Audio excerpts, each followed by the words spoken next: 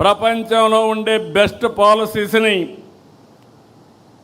అక్కడుండే capacity building అలాంటివన్నీ నేర్చుకోవడానికి మొట్టమొదటిసారిగా సింగపూర్కి 6 మంది మంత్రులను పంపించాం. ఎందుకంటే మనందరం గుర్తుపెట్టుకోవాలి, మనమేదో కష్టపడడం కాదు, తెలివితేటలతో కష్టపడాలి. ఎక్కడ బెస్ట్ పాలసీస్ ఉంటే అవన్నీ తీసుకురావాలని చెప్పి ముందుకు పోయాం. ఇవన్నీ మనం చేస్తూ నేను ఒకటే కోరుతున్నా, మనం చేసిన మంచినే కాదు, అనునిత్యం ఈ పనిలో మనం అనుసంధానం కావాలి. అదే సమయంలో అవతల వాళ్ళు చేసే కుట్రలను కూడా తిప్పుకొట్టే పరిస్థితి ఉండాలి. అదే నిజమైన రాజకీయం.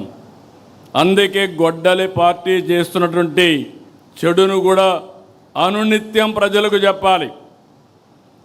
అధికారంలో ఉండగా రాష్ట్రాన్ని పూర్తిగా నాశనం చేశారు.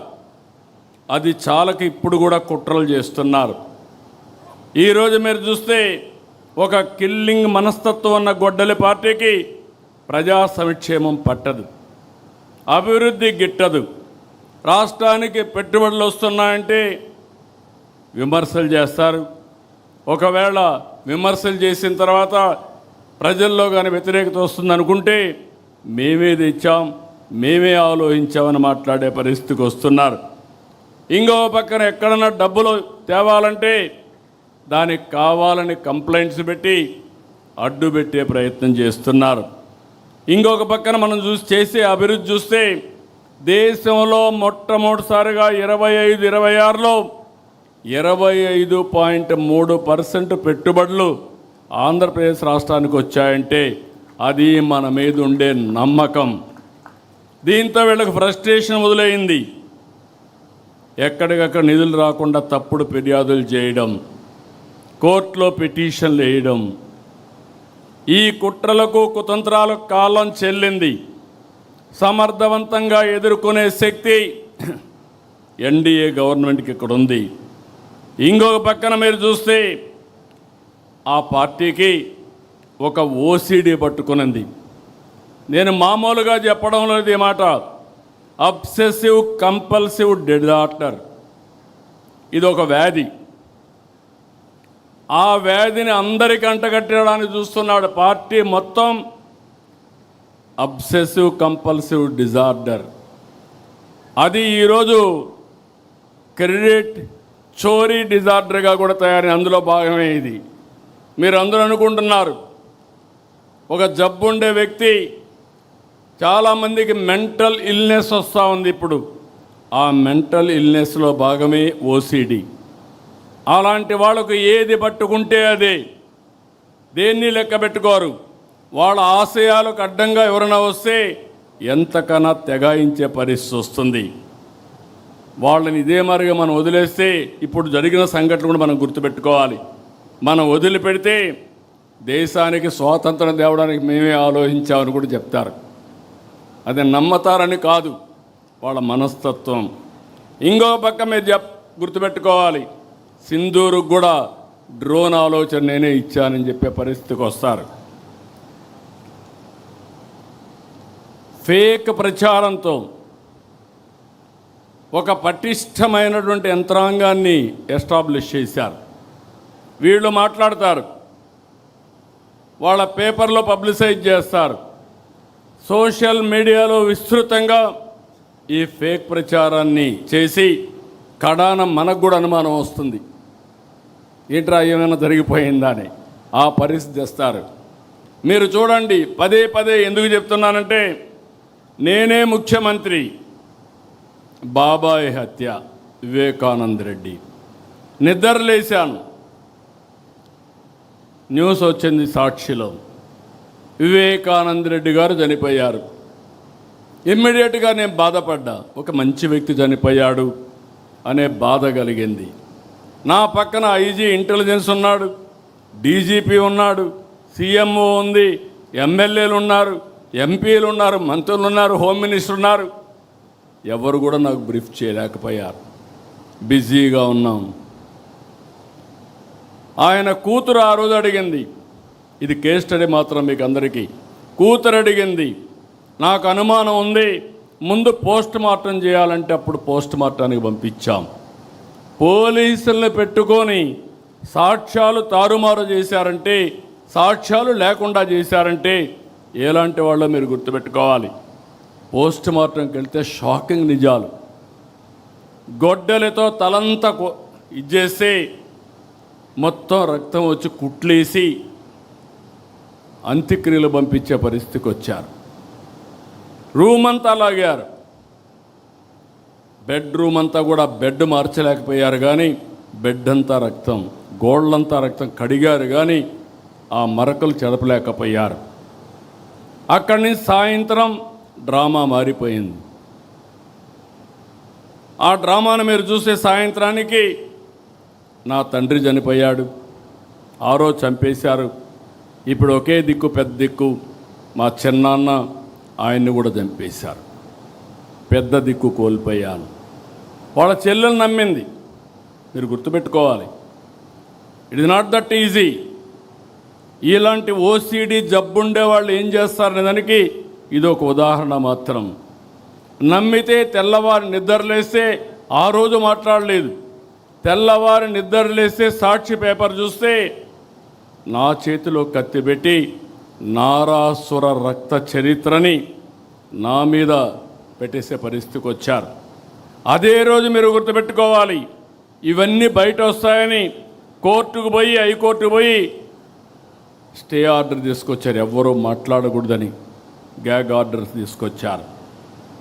అక్కడి నుంచి సానుభూతి పొంది ఎన్నికల్లో గెలిచారు.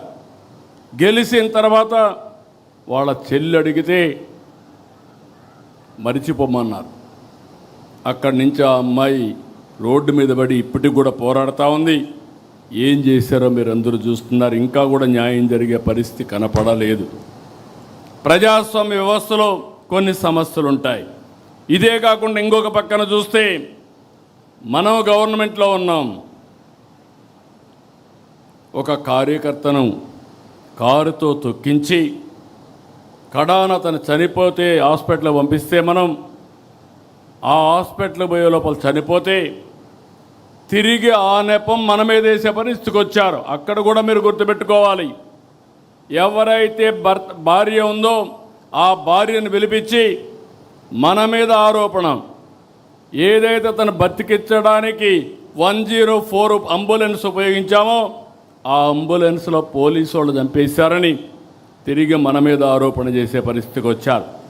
అది కేసు పెడితే కోర్టు పోయి స్టే తెచ్చుకున్నారు. నిన్నే మీరు ఇక్కడ చూశారు, కడపలో ఆస్తుల కోసం, అది కూడా కబ్జా చేసిన ఆస్తుల కోసం వాళ్ళ ఫాలోయర్ని చంపేశారు. చంపేసి తిరిగి మన మీద వేస్తే పేపర్లో చూస్తే వేసేశారు. వాస్తవాలు బయట పెడితే మాట్లాడే పరిస్థితులు లేరు, దాన్ని అవాయిడ్ చేశారు, కానీ ఎదురుదాడి చేస్తూనే ఉన్నారు. వాళ్ళ కుటుంబ సభ్యులతో ఇవన్నీ చేపించే పరిస్థితి వచ్చారు. నేను అందుకే మిమ్మల్ని అడుగుతున్నా, నా జీవితంలో రాజకీయాలు చేశాను, నేరస్తులతో కాదు, రాజకీయ నాయకులతో రాజకీయాలు చేశా, బేషరతుగా పోరాడా. ఈరోజు మనం చేసేది ఒక నేరస్తులతో రాజకీయం చేస్తున్నాం కాబట్టి మీ మనసులో ఎప్పుడూ అది మనసులో పెట్టుకునే పనిచేయాలి. ఆ సందేహం ఎప్పుడూ మీలో ఉండాలి. ఇంకొక పక్క కుట్రలు చేస్తారు, మన మీద వేస్తారు. మనం అభివృద్ధి చేస్తే వీళ్ళు విధ్వంసం చేస్తారు. వాళ్ళు సంపద కోసం రాష్ట్రాన్ని దోచుకుంటారు, మనం రాష్ట్రం కోసం సంపద సృష్టించడానికి అహర్నిశలు కష్టపడతాం. మంది అభివృద్ధి, వాళ్ళది అవినీతి, విధ్వంసం. ఇది పదే పదే ప్రజలకు నచ్చజెప్పవలసిన బాధ్యత మనందరిపైన ఉందని చెప్పి కూడా నేను మీ అందరికీ తెలియజేస్తున్నా. మీరు రిలాక్స్ అయితే అబద్ధమే ప్రపంచం అంతా చుట్టూ వస్తుంది. ఈ విషయం కూడా గుర్తుపెట్టుకోవాలి.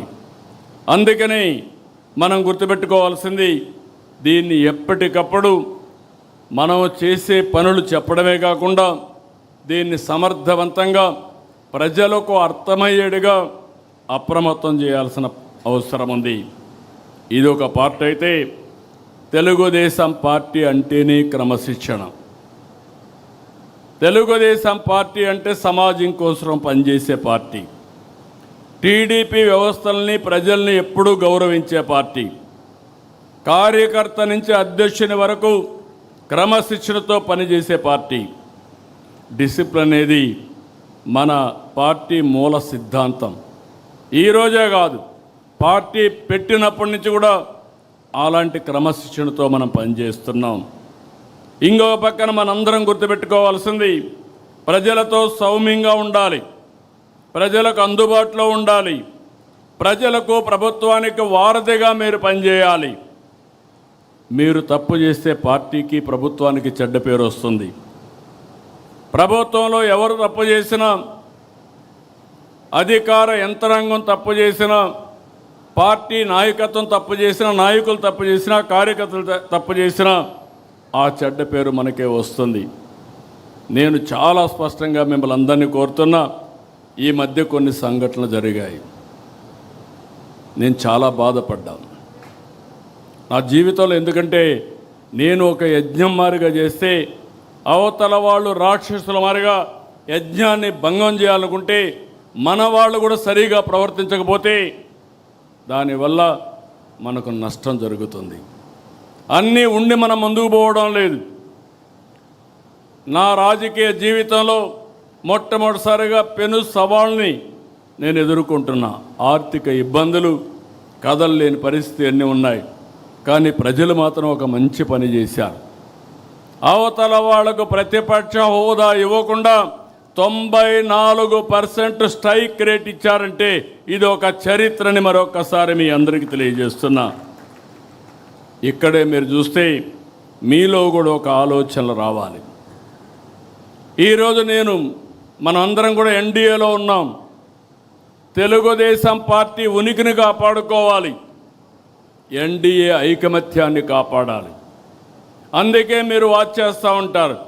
నేను కానీ పవన్ కళ్యాణ్ గారు కానీ ఎక్కడికక్కడ కనపడినప్పుడు లేకుంటే ఎప్పటికప్పుడు ఆ రిలేషన్స్ మెయింటైన్ చేస్తాం. ఆ మెసేజ్ని రాష్ట్ర ప్రజానీకానికి ఎప్పటికప్పుడు ఇస్తాం. కార్యకర్తలకు, నాయకులకు సంకేతాలు ఇస్తున్నాం. అదే మరి కేంద్రం, మనం ఎన్డీఏలో భాగస్వాములం. ఇక్కడ ఎన్డీఏ ఉంది, ఢిల్లీలో ఎన్డీఏ ఉంది. అందుకే ఏ విధంగా మనం ప్రవర్తించాలనో, మనం ఏ ప్రవర్తన వల్ల కూడా అటు కేంద్రానికి ఇటు రాష్ట్రానికి చెడ్డ పేరు రాకూడదని అనునిత్యం మనం పనిచేస్తున్నాం. అందుకే ప్రధానమంత్రి గారిని గౌరవించడం, అదే మరి కొండే ఎన్డీఏ పార్టీస్ని ఎక్కడికక్కడ సమన్వయం చేసుకోవడం ముందుకు పోతున్నాం. ఈ స్ఫూర్తి మంత్రులకు కానీ, జిల్లాల్లో కానీ, గ్రామం వరకు కొనసాగాలి. 2024లో అభ్యర్థులను చూడలేదు, పార్టీలను చూడలేదు. ఎన్డీఏ ఎవరిని సపోర్ట్ చేసి వాళ్ళకు బ్లైండ్గా ఓట్లేశారంటే దానికి కారణం ఈ రాష్ట్రాన్ని మళ్ళీ పునర్నిర్మాణం చేసుకోవాలి. అది ఒక్క ఎన్డీఏ వల్లనే సాధ్యం, అది కూడా సిబిఎన్ వల్ల సాధ్యమనే ఉద్దేశంతో ఆ రోజు ఓట్లేశారు. అది మీరు గుర్తుపెట్టుకోవాలి. రేపు రాబోయే రోజు మళ్ళీ చెప్తున్నా, మీరు చెక్ చేసుకోండి. ఈరోజు 2024లో వచ్చిన ఓట్ల కంటే మీ దగ్గర ఎక్కువ వస్తే మీరు బాగా పనిచేసినట్టు.